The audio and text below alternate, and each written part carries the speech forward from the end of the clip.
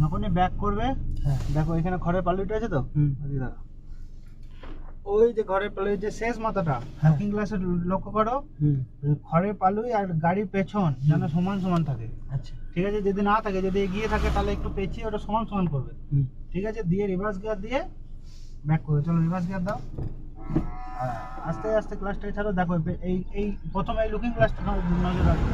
এই যে পেরিয়ে গেলে কাটাও, পুরো বাঁ দিক কাটাও। হ্যাঁ কাটাও কাটাও, হ্যাঁ কাটাও।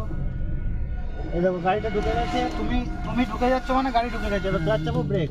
হ্যাঁ, এবার ফার্স্ট গিয়ার দাও, ডান দিক যাবো, আইডিয়া করে একটু ডান দিক কাটিয়ে দাও, ডান দিক। হ্যাঁ, এবার আস্তে আস্তে ক্লাসটা ছাড়ো। দেখো গাড়িটা কোন দিকে যাচ্ছে, মুভ কোন দিকে নিচ্ছে, সোজা নিচ্ছে না ডান দিক না বাঁ দিক। হ্যাঁ চলো, হ্যাঁ বন্ধ হয়ে গেছে। চলো স্টার্ট করো, ধরে রাখবে ক্লাসটা, ছাড়বে না পুরোটা।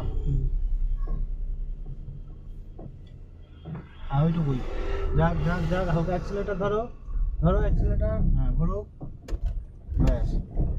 এবার দেখো মুখটা ঘুরে গেছে, সোজা করতে থাকো, নাহলে ভেঙে যাবে। হ্যাঁ